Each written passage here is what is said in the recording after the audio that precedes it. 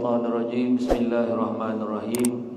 Assalamualaikum warahmatullahi wabarakatuh. Alhamdulillahillazi arsala rasulahu bil huda wa dinil haqqi liyuzhirahu ala dini kullihi walau karihal kafirun wala karihal musyrikun wala karihal muslimun. Subhanaka la ilma lana illa ma 'allamtana innaka antal alimul hakim. Rabbi shrah li sadri wa yassir li amri wa hlul 'uqdatam min lisani yafqahu qawli. Alhamdulillah, syukur kepada Allah SWT, segala puji bagi Allah Tuhan sekalian alam. Salam dan salam ke atas junjungan besar Nabi Muhammad sallallahu alaihi wasallam.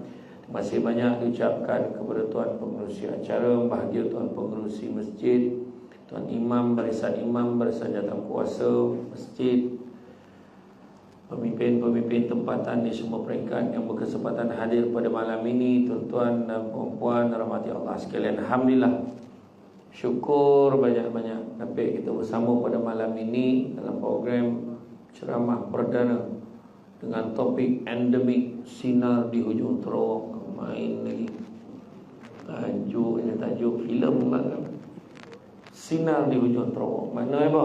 Endemik ni dalam keadaan kita dah stabil dah. Endemik, masalah kita belum sampai ke situ lagi, kita menuju ke arah itu. Dan dalam keadaan sekarang ini memang betul kita nampak kes menurun rendah.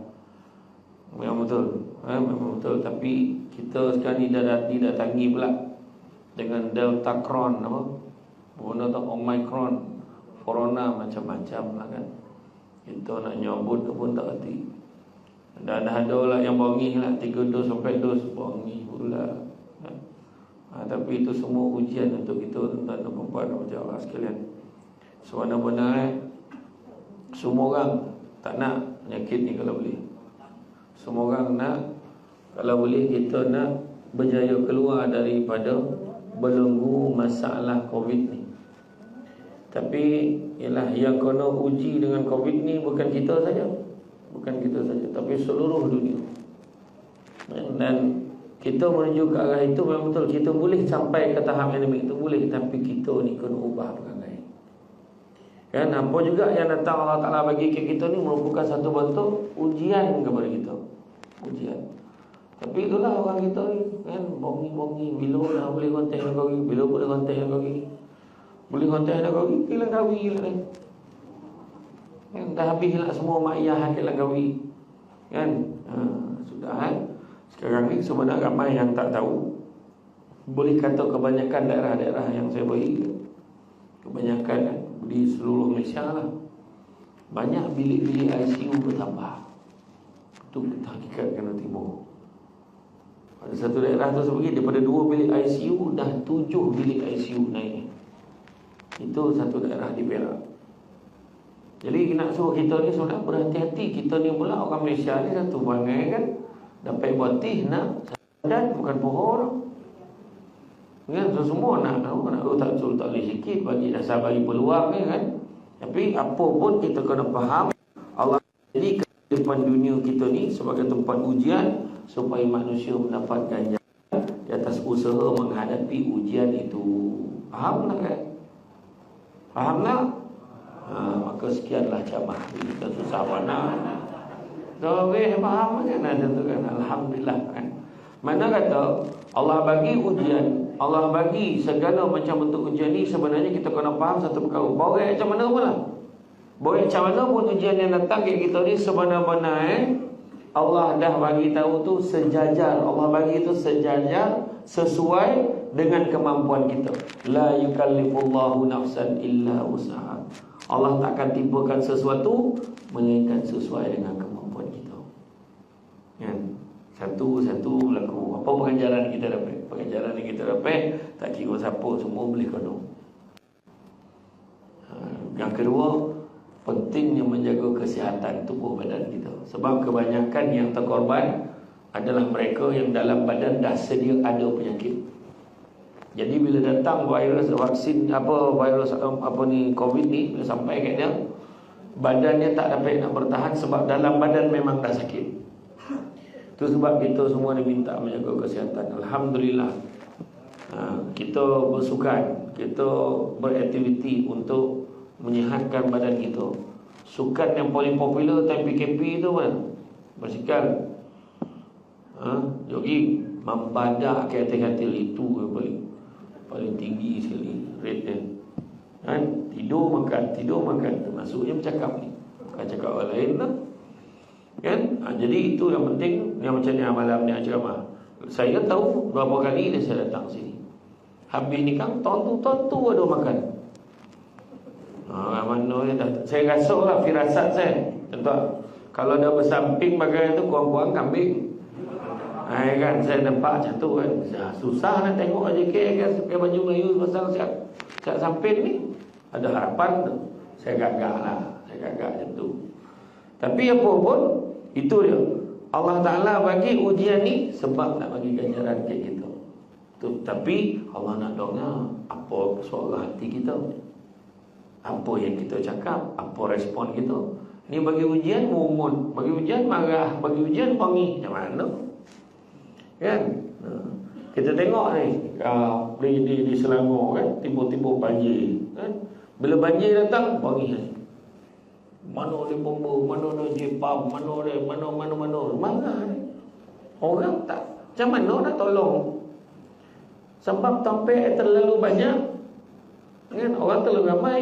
Disangkakan Kelantan, Terengganu dan Pahang. Rupa Selangor mana teh dulu.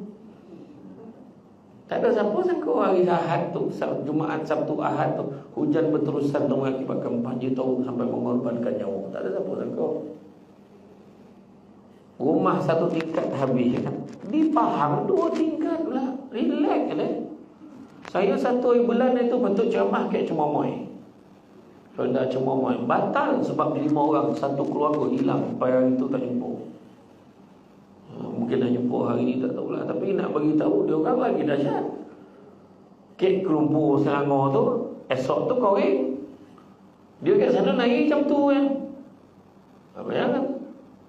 Kek Kelantan ni sampai bumbung relax sokok tembok. Cuba kat dalam lah, sampai kat kotik. Mana dia bantuan, mana. Bukan kotik. Tak nak tunjuk beza orang yang dah biasa ada ujian yang besar. Servis kereta, tanya kawan kita kat Kelantan tengah hujan, tak tahu apa tu. Dia memang membohol kereta tu. Kan? Bukanlah saya nak memandang rendah pada ujian yang datang. Setiap orang ujian tu berat pada kita. Tapi jangan risau. Sebab Allah Ta'ala memang bagi sesuai ikut kemampuan kita. Duk balak. Palang kau baik saya ni main. Dan itulah kalau tahu ujian-ujian ni memang tiap orang berbeza-beza. Dan semakin besar ujian, semakin besarlah ganjaran pahala akan diraih oleh seseorang itu. Apa ujian yang tak ada? Aduh. Malahan dalam kitab ada ulama menyatakan bahawasanya kalau orang tu 40 hari betul-betul tak ditimpa ujian, maka dia jauh pada rahmat Allah. Keluar cengar, apa hal? Selipar hilang. Contoh, saya kono kat Perak ada satu masjid tu, selipar pecah, hilang baru. Kan? Tapi ni macam tu kan?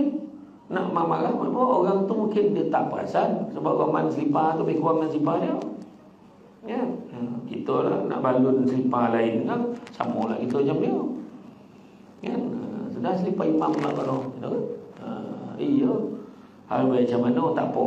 Tapi kaki ayam masuk dalam kita. Balik. Salah lah. Berapa ringgit pun yang kita gaduhkan tu, berapa ringgit pun selipar tu. Kan? Kopiah ni kena buat tamokah. Kopiah ni tamokah tu. Kau jangan barang-barang ni mahal ni. Yo, bapak tak tengok Tengok made in China. Belagak hidup kau apa? Kan? Tak ada benda pun kan? Itu Allah uji tu. Di antara rahmat Allah pada hamba-Nya ialah memberikan contoh dan panduan kepada manusia bagaimana api ujian itu dan mengharunginya sebaik mungkin. Sampai ujian, bang, macam mana ni bang? Anak kita aksiden lah. Ya, kau kat mana aksiden kan? Kat depan simpang lah. Kau jangan relax. Tak relax, biar bang tengok. Wah, dia pun start motor pergi. Macam mana bang? Patah lagi. Bukit dia tambah. Bicara menyalo lampu relax yang bahaya cool. Tenang kan. Patah kaki memang kalau simin Allah bila hai tak apalah. Macam mana? Dia hendak ke selekor tu kau nak bagi kan? Lagipun sini saya perhati tadi semua kawai kepala. Tak ada yang pakai helmet. Nampak barang pakai helmet. Seninya dia buat mana kan? Tak apalah kan? Tu dah biasa kan? Jadi kalau kita tengok dalam kalau tengok dalam ujian-ujian Allah bagi ni, Allah juga panduan macam mana nak menghadapi ujian sebaik mungkin, seterusnya mendapat ganjaran syurga. Tu sebab kita diajar sabarlah. Kau cakap senanglah, kau tak kono kan? Jadi sabar macam mana? Sabar ni pula ada 3. Pertama, sabar untuk taat perintah Allah. Bukan senang datang saja. Bukan senang. Bukan kata nak poi itu susah. Motor ada, kereta ada sebenarnya. Paling susah malam ni lah untuk orang yang tak pernah datang. Susah betul. Ya, macam mana dia nak cakap dengan kau orang Togo dan wah kau Tem Samsul debat kau pun datanglah. Seorang tu cakap ayat itu yang bengkak kawan tu. Tak adalah nantinya kau jawab langsung balik kawan tu. Janganlah macam tu. Kan bukan senang nak taat perintah Allah ni kan. Nak semayang kan. Nampak ya 2 rakaat subuh berapa ramai tinggal. Kan? Berapa ramai yang tinggal. Zuhur kan okey masjid. Tak boleh kan. Kat rumah pun tak semayang. Lego tengok cerita Jepun, cerita Korea. Maghrib Pak Leko dan tengok drama. Parah. Pukul 7 sampai 8. Itu pun saya tak faham tu. YB datanglah lah ni. So YB beritahu ke parlimen tu. Aduh pula. Makin kan tak dulu kita tengok drama Cina tu. Drama Cina bersambung tu. Pukul 6 sampai pukul 7. Kenapa? Dia takut pukul 7. Kau orang maghrib tak ada siapa tengok. Tiba-tiba lah drama Melayu time maghrib. Memang kan berapa tahun dah saya sebut benda ni dalam ceramah. Tak ada minta tolong bawa lah ke parlimen tu cakap tak. Ini cakap betul kan. Jadi ujian nak taat bukan senang. Kalau kita naik kereta, naik kereta nak pergi Kuala Lumpur. Ui dah masuk Zuhur. Sabar tak ada nak berhenti tu. Berhentilah. Kan lambik kan. Tak apa dah lambik sikit biar dia tunggu semayang tu. Betul? Tak apalah, pergi dulu ke sana kan pandai-pandai lah fikir nak semayangnya mana. Langsung tak semayang. Yang kedua, sabar yang kedua adalah sabar meninggalkan larangan Allah. Bukan senang kan? Umpan, bukan senang membuang cerita pasal orang. Berbisik, kau tahu tak? Si Molah dia. Malah simpang nak boleh. Dia lagi slow bisik itu, lagi tahu rasio. Orang dah biasa main nombor ekor. Bukan senang nak tinggal.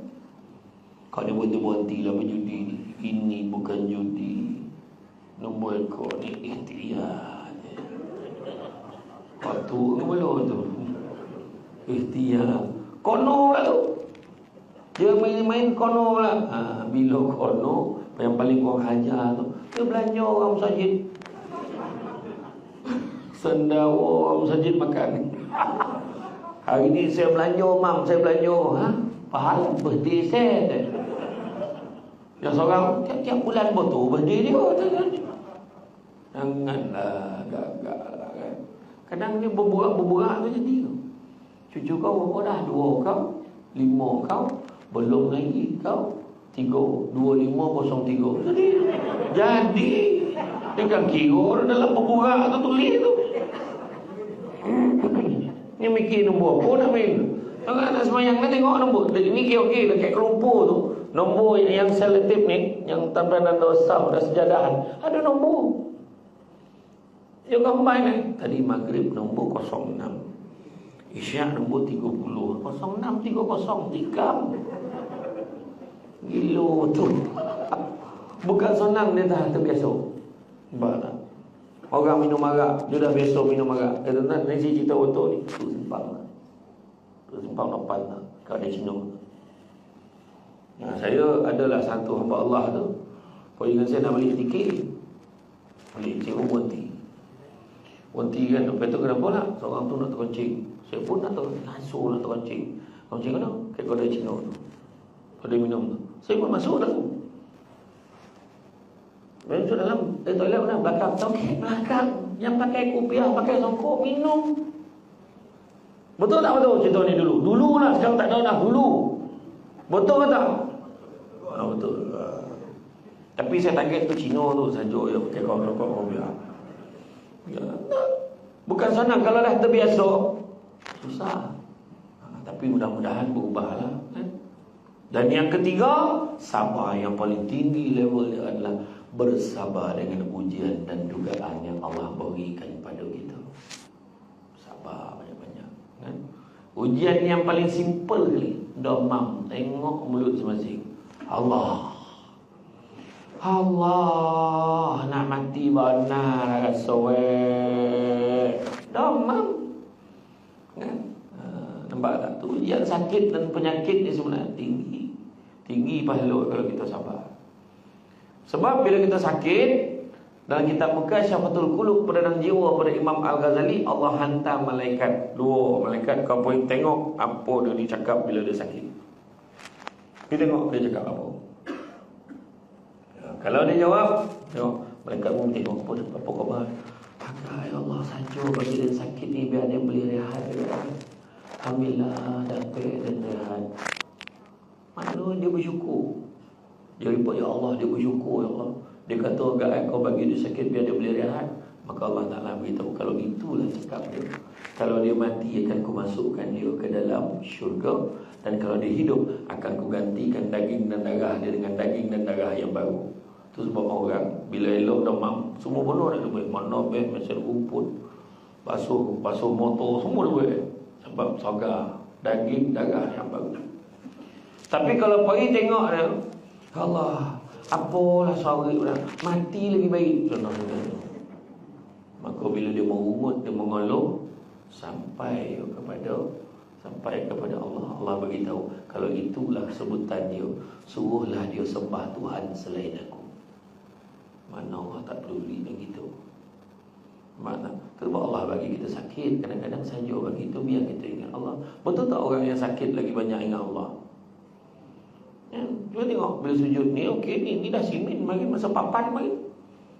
Masa sujud tu. Allah tabung ka ujung. Lepas tu bunyi Allah kan. Sakit betul kan? Nampak tak? Sampai sekarang tak sakit tu. Sakit kan? Lutut, tumit, pijak sakit, tangan kobek-kobek. Ni tu tanda-tanda apa tu? Tanda-tanda apa tu? Dokek kata. Dokek dengan apa tak tahulah kan. Tapi apa tu? Sebenarnya umur kita ni memang tak panjang. Nabi minta dengan Allah, ya Allah, umat aku ni tak sahlah kau bagi umur panjang-panjang.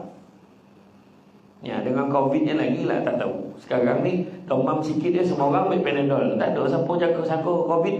Tahu-tahu dah mati. Ya, iya. Semua ambil sana. Betul. Jaga-jaga kan. Sekarang macam saya sebut tadi, kita belum sampai ke endemik lagi. Kan? Jangan terpedaya dengan muda sebab mati tak syarat tua. Jangan terpedaya dengan sehat sebab mati tak syarat sakit. Kadang-kadang tengah dengar ceramah, elok ada, esok mati. Esok mati. Kan mati tu orang kampung mula lah cerita. Patut malam tadi ke tiang tu nampak dengan tu nak mati kau sana. Mulalah teori itu keluar. Sadam dia keluar teori kan. Ayo, patutlah orang tolak, dia tak tolak pun nak mengakui kan. Aduh, ya deh. Kan? Jangan macam tu. Bila meninggal, inna lillahi wa inna ilaihi raji'un. Sakit, you sakit konat weh, sakit konat, inna lillahi wa inna ilaihi raji'un. Kau ni, dia belum mati lah. Tu orang Melayu salah. Inna lillahi ni untuk sakit pun sesuai. Sebab dari Allah penyakit tu datang, kepada Allah juga penyakit tu kembali ke Allah. Nak ambil kan? Tu dia. Kita tu salahnya berdoa tak yakin.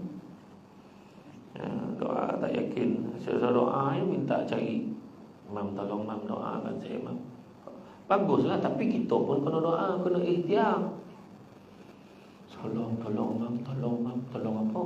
Saya gemar benar ke budak perempuan tu imam. Ni gambar imam, tolonglah imam. Saya banyak benar nak beri malamnya. Lain kali betul tak apalah imam, malam esok pun tak apa. Alah, tengoklah siapa nama budak ni. Zura, ajak tulis Zura. Imam bangun gompek setengah pagi, 5 pagi, bertahajud. Imam kan tu. Lawak kat budak ni. Kita minta tu video. Makbul lah tu. Contohlah bukan imam sini tau. Kan? Ikhtiar sendiri. Anak-anak muda bangun malam. Kan? Daripada kaum orang pik tentuarah kan? Bangun malam. Orang sini saya nampak semua kebanyakan ni semua dah orang kata kira remaja-remaja lewat dah lah. Kan? Dah patut dah cari pelapis kan kita kan. Tu bawa budak muda. Kita buat pertandingan. Baca Fatihah. Wah, ni boleh jadi imam ni. Sebab kita buat pertandingan azan. Kategori maghrib dan kategori subuh. Dia beza tu. Jangan pukul rata lah. Maghrib dia mendayu sikit. Allahu Akbar, Allahu Akbar. Waktu maghrib. Subuh tak mau dah jam tu. Allahu Akbar, Allahu Akbar. Subuh mak aku ini berapa lah. Kalau datang gomol tadi tak ada. Tu subuh. Kan? Dia as-salatu khairum minan naum. Dia tak mahu salatu khairum. Subuh pun Allahu Akbar, Allahu Akbar. Ada itu ceramah ke apa nama? Jaya Setia. Dekat Batam Majuntai. Boleh tak Bestari Jaya tu kat nama. Dekat Bestari Jaya. Dia azan tu bunyi jauh tu. Allahu Akbar, Allahu Akbar. Saya cakap saya tahu dah jauh. Asal jauh golak semua. Isyak tu tak nak dia azan dah. Saya kata tak apalah, maintain. Belah malu lah. Saya pun jauh lah. Belah mak saya jauh, belah abah saya Minang. Tu muka saya macam kacukan tu. Oh, cerita kan. Kan? Tu dah. Tapi itu ni Allah Ta'ala ni bagi kita ujian ni. Ujian sebab apa nak bagi kita syurga. Dan kita kena faham. Tu sebabnya kita jangan ujian sakit dan penyakit ni bukan senang. Sinar di hujung terowong bukan makna benda tu mustahil kita boleh capai. Dan kita kena ingat kita ni hanyalah manusia biasa, tak kuat. Kita perlukan Allah Subhanahu Wa Taala. Dan sebagai manusia ni saya nak pesan betul-betul. Saya nak pesan, janganlah sekali-kali kita bergantung kepada manusia. Kerana kebergantungan kita kepada manusia, kita akan kecewa. Dia boleh tolong kita, weh. Dia kau tolong lah. Sekali dia tak tolong, kecewa kita dengan dia. Ingat tak kisah bagaimana Nabi Nuh tu, Nabi Lut dia domam. Nabi Lut domam, ya Allah, aku domam ya Allah. Maka Allah Ta'ala perintah kau pergi ke pokok, kau topu pokok tu. Topu pokok tu, gugur daun solai. Kau ambil daun tu, kau sapu ke badan kau. Sapu. Elok domam. Selang 2-3 bulan dia domam si lagi. Dia tahu pergi ke pokok yang sama. Topuk, gugur daun tu, sapu. Tak elok domam. Ya Allah, kenapa tak elok domam ya Allah? Allah beritahu kerana kali pertama dulu kau minta dengan aku. Kali kedua kau minta dengan pokok tu, tak elok domam kau. Nampak tak? kita ramai minta ada manusia. Ya, kadang-kadang kita kalau tengok balik berharap pada manusia, kita akan kecewa. Ya, dan ujian yang Allah bagi ke kita ada dua, ujian kesenangan, ujian kesusahan. Kadang-kadang ujian susah kita boleh hadap. Ujian senang ramai yang gagal. Kenapa? Bila senang sikit, bila dapat apa benda dia nak, langsung hilang. Dah tak dapat muka kan saja. Tidak dulu kan jin datang saja. Dapat bini baru, muda lelo, kereta menjala. Tak datang kan saja. I'm quite busy right now. Cakap putih tiba-tiba tak datang saja. Kenapa? Ya lama tak nampak. Nikah, biarlah dia kata tak datang. Ini bodoh. Janganlah sebab itu kan. Patutnya lagi kuat kita bersemangat untuk beribadah kepada Allah. Jangan jadikan itu penghalang untuk kita terus beribadah kepada Allah. Kan ada duit lupa dah kan. Allah Ta'ala beritahu, kullu nafsin dha'iqatul maut wa nabluwakum bisyarri wal khairi fitnah wa ilaina turja'un. Setiap diri akan merasai mati, dan kami menguji kamu dengan kesusahan dan kesenangan sebagai cubaan, dan kepada kamilah kamu semua akan dikembalikan. Surah Al-Anbiya ayat yang ke-35. Kan? Ujian yang sukar telah diberikan kepada para nabi dan para rasul. Kita ujian kita ni sikit kan. Contohlah, kita tak puas hati dengan orang. Apa sebab? Orang tu kutuk aku macam-macam. Nabi bagi tahu. Apa masalah kita tak payah tengok dia kutuk macam-macam. Tonton tengok dalam Facebook tu, letak Samsul debat. Bukan semua komen elok, ada komen tak elok. Apa banding-banding, delete je lah. Tak payah banding-banding. Kau siap berbalik lawan dengan dia kan, kita sama pandai macam dia. Kan tak payah, biarkan. Kan ramai lagi yang suka, sudahlah. Kan macam tu. Kan tak ada masalah tu dah. Jangan kita banding-banding kepala. Ya? Rezeki Allah bagi. Apa yang kata balik? Orang tu cakap kutuk kita macam-macam. Apa guru ke telinga kata? Tetangga telinga dan dia kutuk dan tahu waktu ni. Tak ada lah sampai tetangga telinga. Nabi bukan hanya itu, bukan hanya kena kutuk. Nabi bersolat, Nabi tengah sujud, bini Abu Jahal dengan bini Abu Lahab siap ambil isi paut unta tu letak ke tangkuk Nabi. Bayangkan tu. Jahat kan. Fatimah pongi. Siapa yang buat ni? Fatimah marah. Tapi Nabi kata jangan. Nabi doa ya. Serah pada Allah Ta'ala. Kan? Kalau kita ada satu hadis, Nabi sebut manusia yang paling berat ujiannya adalah para anbiya, kemudian orang-orang yang serupa dengan mereka, lalu orang-orang yang paling serupa. Seseorang itu diuji menurut ukuran dalam satu riwayat, yakni kadar agamanya. Jika agamanya kuat, maka ujiannya pun berat. Ya?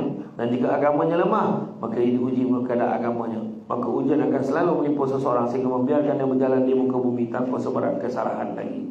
Hadis riwayat At-Tirmizi dan Ibnu Majah. Maksudnya Allah nak cuci dosa-dosa kita. Setiap kali ujian tu nak uji. Nak cuci tu dengan satu syarat, cara kita respon, cara kita bereaksi. Jangan bongi-bongi. Minta Allah, aduh parah, kenapa lah dia tak mati-mati ni. Dulu kau yang minta panjang umur. Lepas tu bila dah sakit kau bongi, kamu lah tak mati ni, sorry tu azab betul itu dan. Jangan macam tu. Itu sebab bila doa, ya Allah, jika ada kebaikannya kau panjangkanlah umur aku. Jika ada keberkatannya kau limpahkanlah rezeki aku. Kalau ada kebaikan, minta panjang umur. Panjang umur nyusahkan orang kan? Allah, aduh, kan? Minta dengan Allah. Kan? Sebenarnya rezeki Allah bagi. Sebenarnya manusia ni semua ada 99 perangkap kematian. Kata ulama dulu-dulu lah. 99 perangkap kematian. Antaranya contoh, orang kita naik kereta, kereta dapat aksiden, sikit lagi kereta kita terlopeh dah tu. Tanah runtuh, habis rumah lain, tinggal rumah kita ya tak. terlepas satu perangkap kematian. Pergi piknik dengan kawan-kawan, terjun 10 orang, seorang kena, yang lain semua meninggal. Contohlah, kan, macam banjir tu kan, banyak rumah kono tapi ada rumah yang selamat. Maknanya terlepas satu. Tapi ada satu perangkap kematian yang kita tak boleh lagi, iaitu perangkap usia tua. Lepas tua confirm jiun. Tak ada boleh dah. Lepas tua dia mundur balik, beli semula, recycle balik, tak ada. Lepas tu meninggal dunia lah. Tua tu sebab jangan malu jadi tua, sebab tua itu adalah pencapaian. Budak-budak muda pun belum tentu lagi capai tua, kan? Saya syukur dapat dah sampai 40, kan? Belum tentu lagi sampai 50, kan? Belum tentu sampai. Jangan kita ingat mati itu berdasarkan logik akal kita. Allah Ta'ala kalau kata mati, matilah. Allah Ta'ala kata belum lah. Doktor kata, kalau saya ikut perkiraan saya lah, ya, ada kemungkinan besar dalam 2 bulan lagi lah dia akan meninggal dunia. Sebabkan kanser ni. Itu setahun, 2 tahun tak, ya mati-mati. Doktor tu mati lu. Kan nak cakap apa, kan? Sebab bukan kita punya kosong. Dia balik berubek kampung, dia jumpa dukun tiang. Topuk tiang. Elok apa tu? Topuk tiang rumah dukun tu.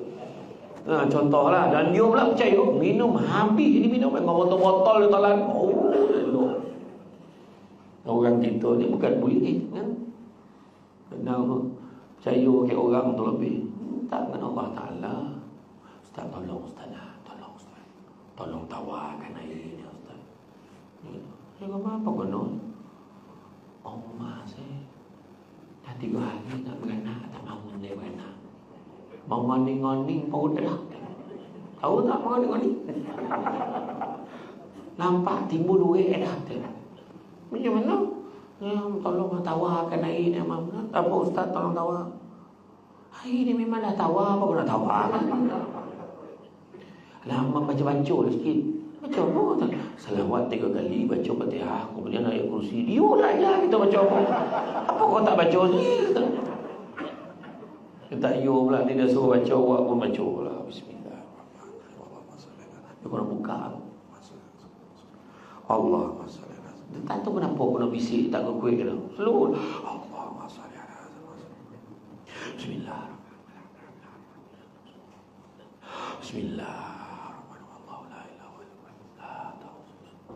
Habis tu tiup.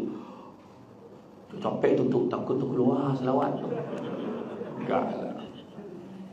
Kau bagi rumah kau minum. Tak payahlah ikut cakap dukun ni. Tengah belah dukun tu kau apa? Dia suruh langkah ambil perut bini saya tu 3 ni. Jangan baik kau jauh. Suruh langkah lah perut bini. Mari masa kompi, main kau pimpin kan. Ni aku langkah-langkah. Kau ajar tu. Kau selawat 3 kali. Bagi bini kau minum. Awak ni pun cakap ni, dia pun bagi. Hanya ada lagi lah. Ustaz apa mana selawat 3 kali, awak minum. Minum beranak dia. Besok tu beratur panjang semua buat botol. Kau percaya ke apa? Itulah tu masalah itu, kan? Para Nabi lagi tahu ujiannya. Dalam musim pandemik ni, kita kena ingat walaupun tahu zaman Nabi dulu pun pernah ada masalah wabak. Dan Nabi kata apa? Bila berlaku wabak, janganlah kalian pergi ke kawasan wabak dan meninggalkan kawasan wabak. Jadi tak usahlah orang nak komplain pasal saf ni. Kenapa jarak-jarak pergi tengok bola? Tengok bola boleh gambar-gambar. Jangan dibandingkan tengok bola dengan game saja. Tengok bola tu tak ada adab. Jangan kau pergi ke padang sudah. Kau melonceng, kau mengelinjang seketika lah. Kan? Tapi yang dah camp saja, kita ada aturan. Kita nak jaga ni, selagi pun tak boleh gambar, jangan gambar. So, dia beritahu boleh gambar nama-nama.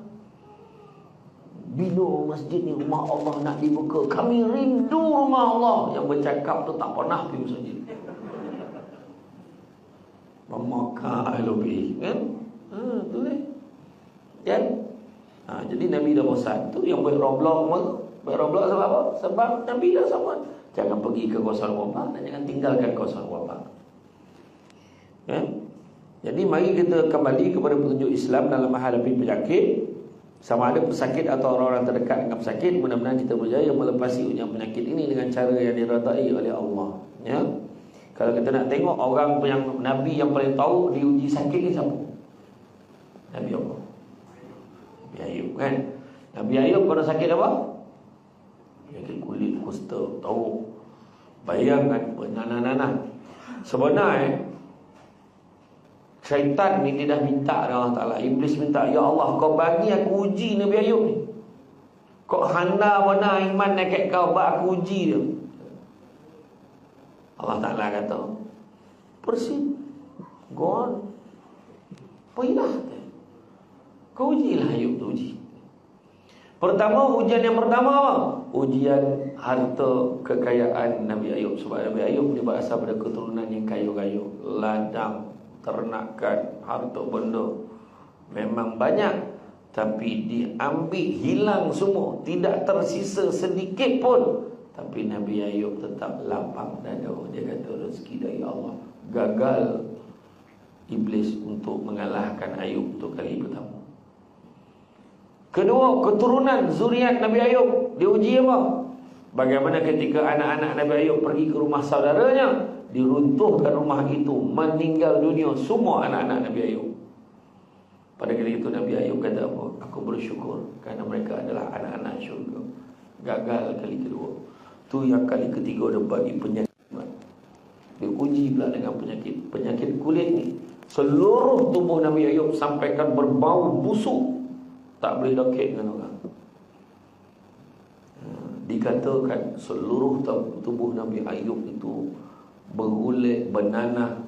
Seluruh tubuh yang elok cuma dua sahaja, iaitu hati dan lidah.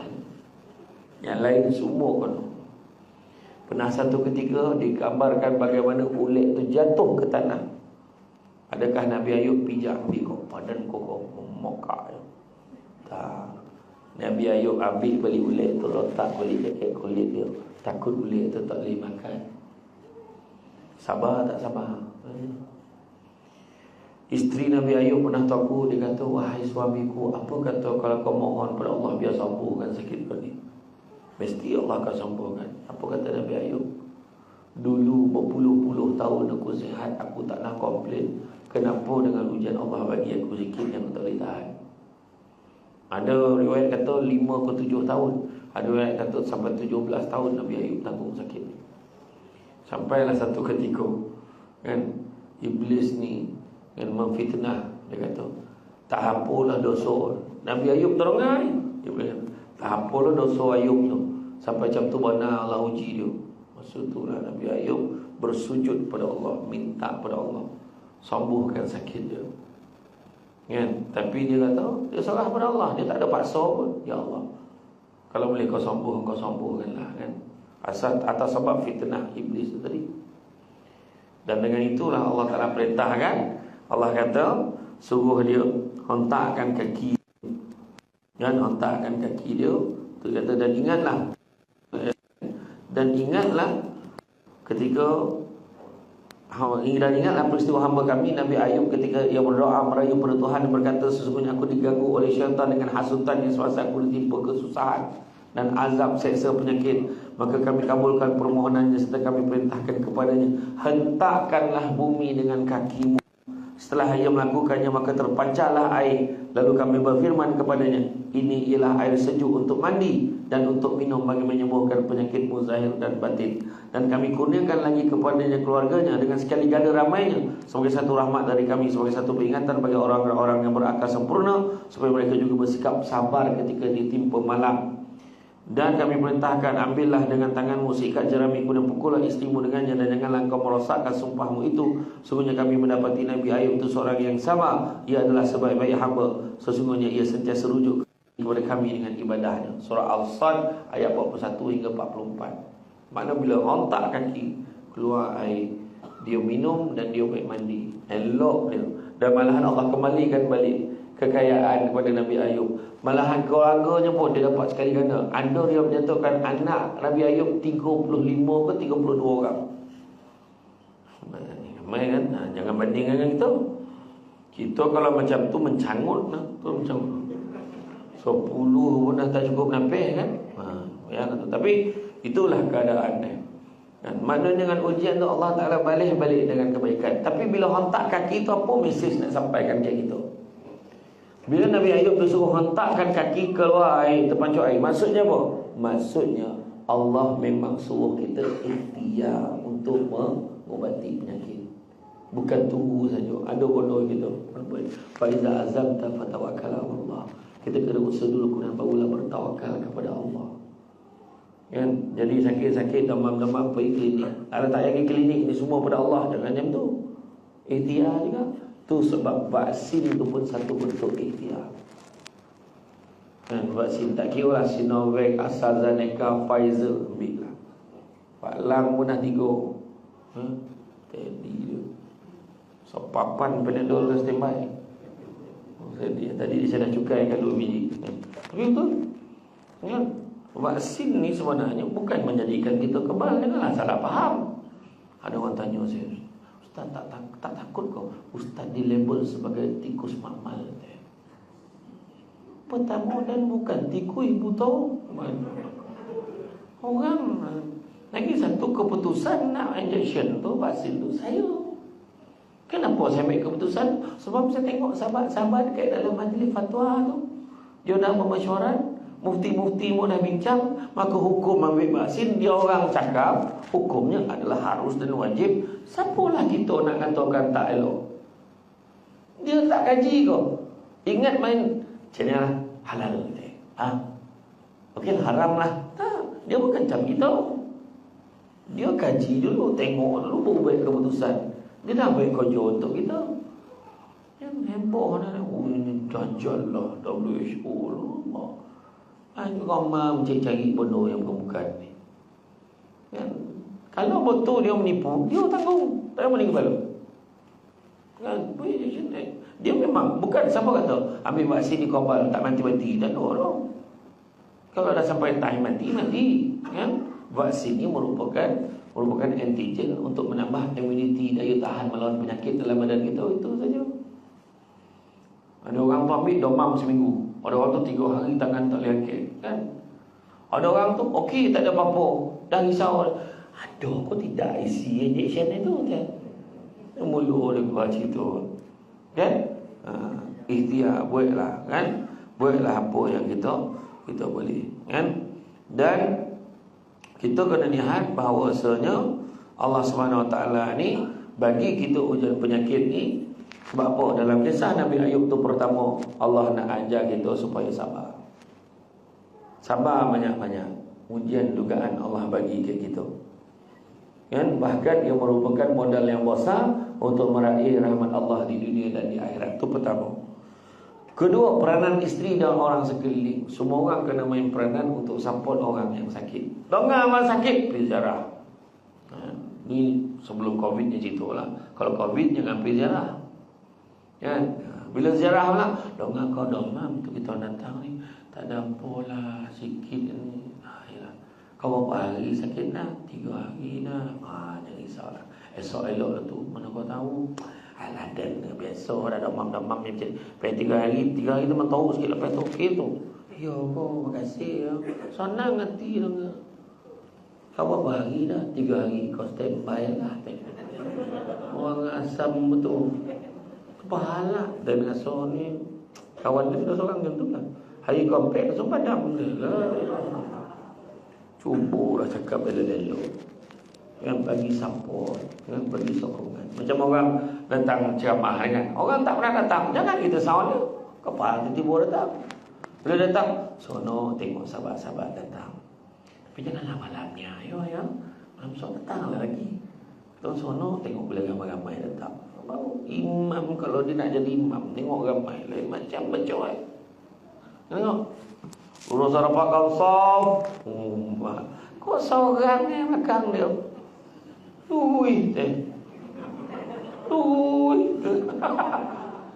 Kan seorang. Ada seorang lagi. Ada seorang tu pula dia datang tengok orang lain tak ada. Dia dah tinjau ke tingkap tu. Mampu ni kamu muda jadi imam dengan balik dah. La ilaha illallah. Kadang-kadang takut. Allahu akbar. Kan? Itulah dia kan. peranan kita ni, kita kena bagi sokongan dan dorongan. Dan lagi satu lagi, sakit bukanlah ukuran kemuliaan dan kehinaan seseorang. Kadang-kadang ada orang dengar dia kena COVID langsung, jangan pergi mana dia COVID. Janganlah macam tu. Kalau dia COVID, dia tak boleh keluar, satu keluarga kena kuarantin. Apa salah? Kita hantar bantuan makanan, letak ke rumah. Yang ada makanan depan rumah kan ambil ya. Ni ada tu. Iyo. Kita bagi sedekah ke orang sakit. Allah makasihlah banyak-banyak dalam grup WhatsApp tu. Tapi yang pergi umrah baru ni tipu vaksin dah gagal lah. Kan? Semua dah tu. Vaksin tak nak ambil, bohong nak pergi umrah, nak pergi. Malu tu. Hukum berosok, nipu. Walaupun dia tidak menjejaskan sah atau tidak sahnya ibadah umrah dia, tapi membohong satu. Dan andai kata dia menyebarkanlah penyakit ke orang, bertambah lagi ya, kan itu sebab hati-hati ya. Saya insyaAllah, kalau siapa nak pergi dengan saya, insyaAllah bulan 3 insyaAllah. Tengok keadaan. Kalau tak postpone kan, ni kan promote nak lebih kurang. Saya tak jadi mutawif dah. Saya ikut peserta pergi sekali. Pergi sikit, buat-buat cerita-cerita. Macam ni, boleh cerita lah. Saya tak boleh jadi mutawif. Bila saya jadi mutawif, kesian jemaah lain, yang travel lain. Kerana saya bagi taklimat, dia lah sama orang. Mutawif je tak ada doa dah. Itu payah tu. Kan? Kemudian mengadu dan bermunajatlah kepada Allah Subhanahu Wa Taala. Ngadulah ke Allah Ta'ala. Orang berbuat, ngadu ke Allah Ta'ala apa banyak. Ya, jangan mengadu dengan kawan sebelah. Tempat ni kalau ada lelaki dan tak berguna, tentan ni. Ini kawan penasihat 25% ni bahaya. Kalau anda jadi kau dah lama dah minta corai dah, tengok nampak penasihat macam tu. Jangan ya. Minta ya Allah, kau berikanlah kekuatan pada suamiku ya Allah, supaya dia terus memandang kepadaku ya Allah. Janganlah dipandang perempuan lain, biarlah dipandang aku saja ya Allah. Besok tu naik motor dilunggah hati yang depan rumah. Dan tengok dia yang tak pandang apa. Contohlah kan. Kan? Lagi satu lagi, kita ni dalam tempoh macam ni, kita kena sama-sama kerjasama. Pakai mask gitu. Jaga-jaga. Kita jangan alah berlagak macam lah kau ni KKM. La ilaha illallah. Dah, kita sama-sama nak kena jaga. Kan? Kita sama-sama mengingatkan. Kan? Sama-sama mengingatkan. Dalam masyarakat ni, kita kena tahukan hubungan. Jangan gaduh-gaduh. Jangan gaduh-gaduh. Nak pula, saya dapat risau lah. Musim tu tak lama lagi nak sampai. Musim tu lah. Musim tu dalam beberapa bulan ni sampai lah dia. Musim yang orang tiba-tiba datang rumah kita, semua datang. Kan, tiba-tiba minta sokongan. Musim tu. Jadi satu je saya pesan, jangan berpecah-pecah. Kita ke masjid yang gaduh, tak kisahlah fahaman apa dalam kampung tu hak masing-masing. Tapi jangan, kalau kita bercakap boleh menyebabkan kita bergaduh dengan jiran-jiran masyarakat, jangan sombong. Kita ni nak jaga, tolong jaga. Islam ni tolong jaga. Ya, jangan tamak. Jangan sombong. Tak ke mana. Sombong apa? Sombong dengan apa? Benda yang tak ada apa-apa. Selipar ni. Selipar boleh sombong. Jam. Tu yang malam tahun baru saya forum dengan Zahari, dengan Sa'id tu, tajuk dia, mana milik kita? Mana? Jam tu siapa punya? Saya punya. Tangan tu siapa punya? Allah tak ambil. Tangan pun bukan kita punya. Macam mana kita nak ngaku jam tu kita punya? Malu tu. Kan? Diri kita pun Allah punya. Macam mana? Nak belagak-lagak kan? Semua sementara. Rumah sementara, harta sementara. Suami isteri sementara. Isteri ai yang paling pandai masak ke kampung Bukit Melintang. Tahu? Dia lempar-lempar jadi, lempar sayur jadi daging. Anda betul macam mana duit tu? Dia masak paling sedap, marvelous, tak ada siapa boleh lawan lah. Punya belagak. Esok tu bini bang tidur lubang tak, bangka-bangka meninggal. Dah duduk dengan pangah kat kedai teh tu. Bang minum. Apa kau duduk sini? Bini dia dah tak ada. Suami saya bagi saya 1,000 sebulan. Awak ada? Rumah soalan. Besok tu suami tu tengah makan ditampi tak cokik sudu langsung mati. Hilang 1,000 sebulan. Tu cokik sudu. Parah. Tu songkang ketokaan. Meninggal. Sementara kan? Suami sementara. Orang perempuan layan suami elok. Sebab menurut kajian lelaki berarti dulu. Saya ramah ke rumah ni pusat aktiviti warga emas ke Teratak Zabah ke Jepun. Orang tua-tua warga emas datang. Saya kata apalah ramai perempuan ni. Saya kata habis lelaki mati habis lah. La ilaha illallah apa dah. Saya ingatkan dia cakap orang lelaki tak minat kona datang program-program macam ni. Kau tak habis mati kan. Habis rumah mati dah. Lelaki mati dah. Goli lah tiga kan. Kiri tu sebab orang perempuan layan suami elok. Sementara ni semua tak lama termasuk cakap kan layan elok. Tapi janganlah masak tu sampai meraung lah. Pokok kau takut abang besok dah mati dah. So tak selera makan orang tua. Sudahlah macam tu lah kan. Dan begitu juga pangkat kuasa sementara sampai masa orang lain.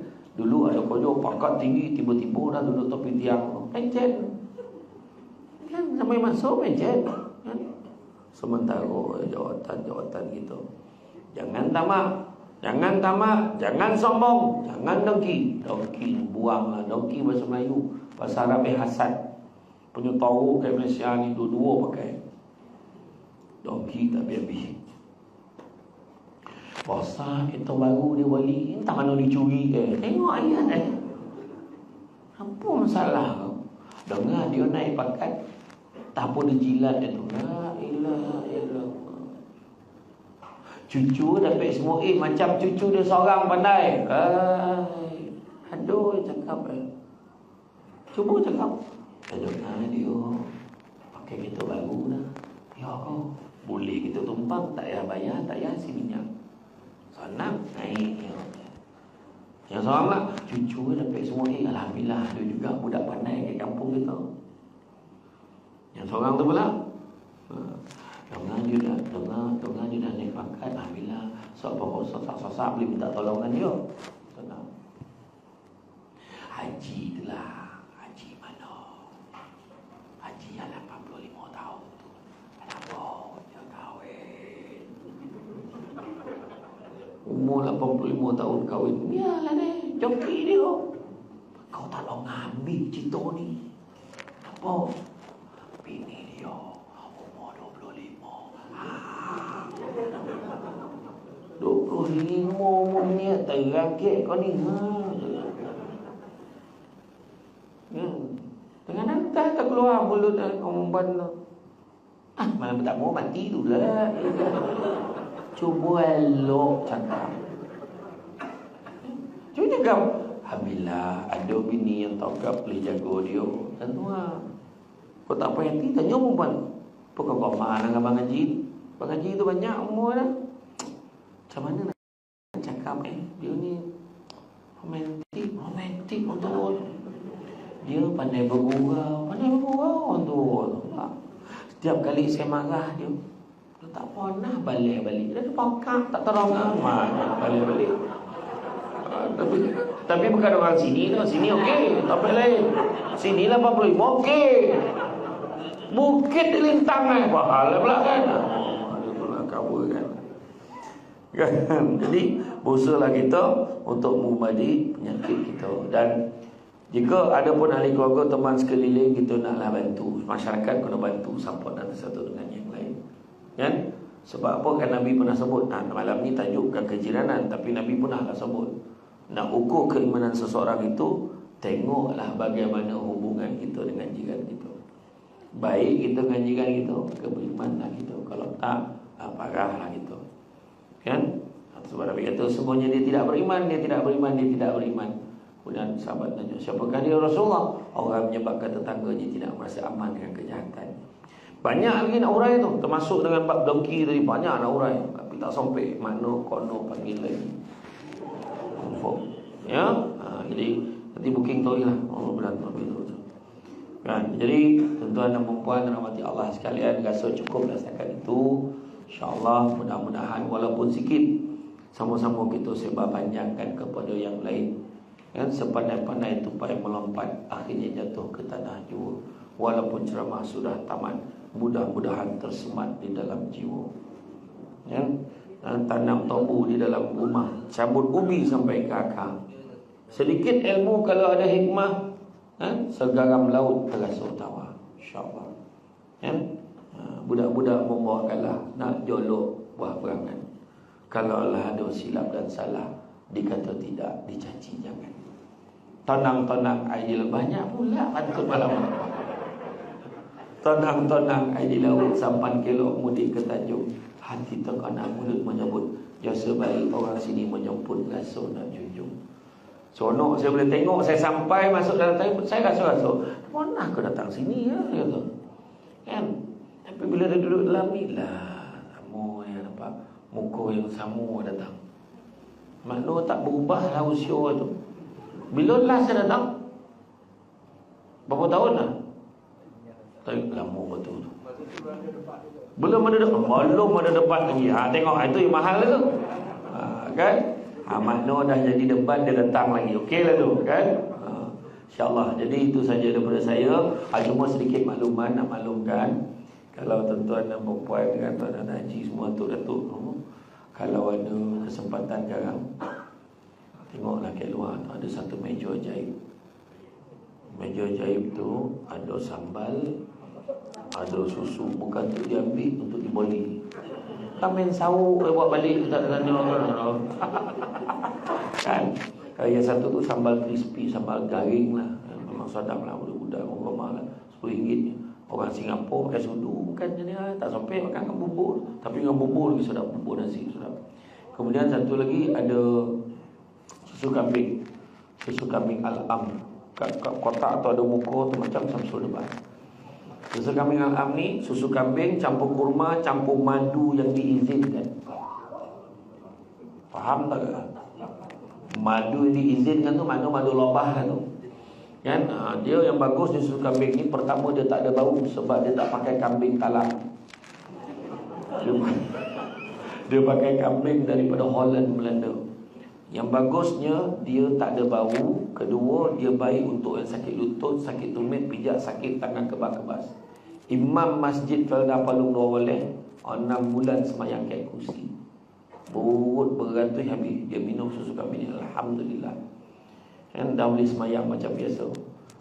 Manager Bank Islam Seremban setiap bulan memang ambil satu karton bagi saudara mak dia yang tak boleh jalan dulu. Alhamdulillah dengan tongkat boleh jalan lah.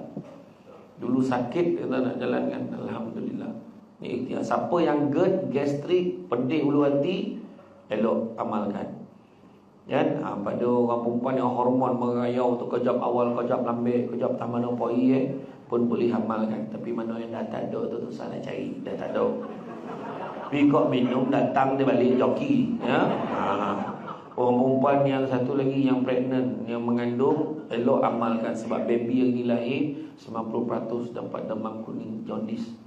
Jadi amalkan daripada awal. Bagus, sadap kan. Budak-budak umur 2 tahun ke atas boleh minum. Dia nak campur Milo ke apa boleh, tak ada masalah. Harga malam ni kita offer. Harga satu 45, tapi kalau beli 2 90. Macam sama lah tu kan. Tak adalah, beli satu 45, beli 2 80. Tak bawa duit tak apa. Ambil dulu, transfer, kemudian ambil nombor akaun tu nanti transfer lah. Tapi kalau sampai rumah kan hilang ingatan, nak bayar macam mana? Ada kotak beli tadi, dah habis kojo dah. Kan itu saja daripada saya. Pokok sekayu daun selasih. Thank you, terima kasih. Assalamualaikum warahmatullahi wabarakatuh.